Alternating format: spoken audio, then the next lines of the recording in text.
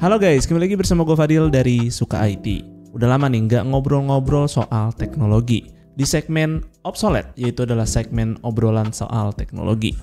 Nah, jadi di sini gue mau ngomongin soal CPU Intel, yang mana nih CPU Intel yang sempat gue review ini adalah CPU Intel generasi terakhir yang akan menggunakan fitur hyper threading. Dan buat kalian juga yang di sini menggunakan CPU Intel Meteor Lake, selamat nih. Kita sekarang sama-sama alumni CPU Intel yang menggunakan fitur hyper threading. Karena di sini nantinya Intel akan menghilangkan fitur ini di CPU generasi kedepannya. Sebuah keputusan yang cukup gila nih menurut gua, karena fitur ini tuh udah nemenin kita dari zamannya Intel Pentium 4 Hyperthreading. Udah sekitar berapa lama tuh? Sekitar 20 tahunan kali ya. Dan padahal Intel sendirilah yang memperkenalkan fitur yang secara teknis punya pengucapan yang ribet banget tuh diucap. Simultaneous multi-threading. Jadi ya sebenarnya sih hyperthreading ini cuman sekedar nama branding marketing aja dari Intel untuk CPU kelas consumer PC. Tapi ternyata memang tidak ada yang abadi nih di dunia ini. Sebenarnya sih alasannya klasik karena mencangkut soal efisiensi daya. Jadi nantinya tuh hyperthreading akan digantikan sepenuhnya oleh konsep P-Core dan E-Core. Nah, buat kalian pengguna CPU Intel Gen 12 Alder Lake sampai Intel Gen 14 Raptor Lake Refresh maupun Meteor Lake, kalian pasti bisa melihat lah hyperthreadingnya itu ada di P-Core. Dan untuk E-Core-nya itu memang tidak punya hyperthreading, tapi E-Core inilah yang mengambil alih tugasnya multi-core. Jadi si P-Core-nya ini itu difokuskan untuk tugas-tugas single core.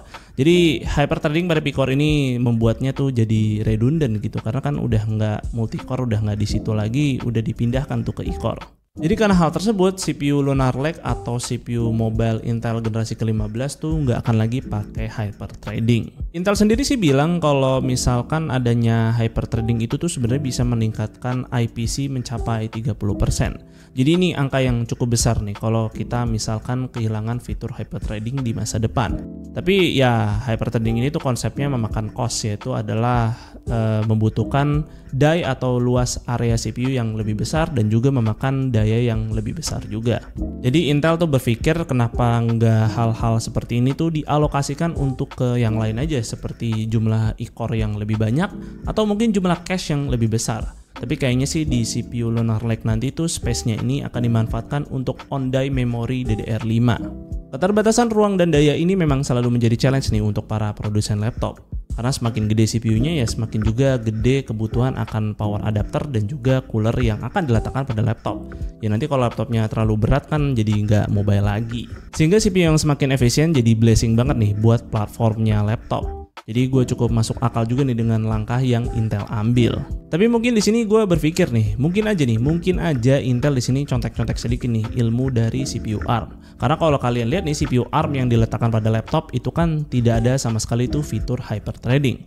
Kayak misalnya di sini Apple M Silicon itu nggak ada tuh hyperthreadingnya sama sekali. Terus juga Microsoft yang sempat kerjasama tuh sama Snapdragon untuk bikin Microsoft SQ itu juga nggak ada hyperthreadingnya sama sekali.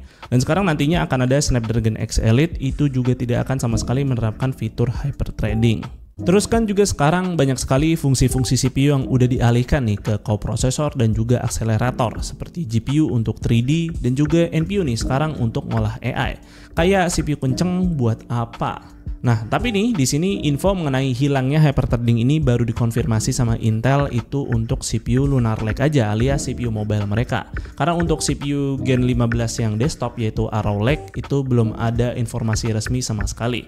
Ya paling sih ada ya rumor-rumor mengenai hilangnya hyperthreading juga akan diterapkan pada CPU desktop. Tapi ya menurut gue nih ini kayaknya masih 50-50 chance nih karena Intel belum meresmikan mengenai info tersebut. Tapi menurut gue pribadi nih kalau hyperthreading itu dihilangkan pada desktop gue rasa sih tidak menjadi urgensi banget ya. Karena kan desktop sendiri itu nyolok terus dan juga bisa gonta-ganti cooler. Dan lagi buat para petrolhead nih cabang PC pastikan pengen banget nyari raw performance yang makin brutal. Tapi ya sekali lagi kita lihat nantilah melalui kabar resmi dari Intel mengenai CPU desktop Arrow Lake mereka. Dan sepertinya buat kubu AMD belum ada nih itikat untuk menghilangkan fitur hyperthreading. Tapi kalau kita lihat nih di sini Z5 Mobile udah mulai juga menggunakan konsep hybrid arsitektur. Jadi di sini ada CPU Core Zen 5 yang digaspol untuk performance dan juga ada CPU Core Zen 5 yang digaspol untuk ngirit daya. Jadi mungkin tinggal nunggu waktu aja kali ya untuk AMD itu akan mengikuti jejaknya Intel atau tidak. Ya, in the end pastinya kita happy nih melihat CPU akan semakin efisien di masa depan. Dan di sini juga Snapdragon mulai masuk nih ke ring tinju PC, jadi mulai bertarung tuh bertiga antara Intel, AMD dan juga Snapdragon. Ya biarinlah mereka jotos-jotosan, kita tinggal nikmatin aja the best outcome dari mereka bertiga. Dan di sini share dong pendapat kalian mengenai hilangnya fitur hyperthreading ini, dan selamat juga nih buat kalian yang menggunakan CPU Intel sekarang tuh udah jadi alumni CPU dengan Intel hyperthreading.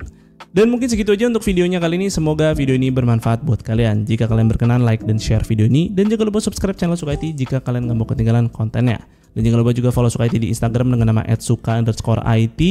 Gue Fadil dari Sukaiti pamit undur diri. See you on the next video.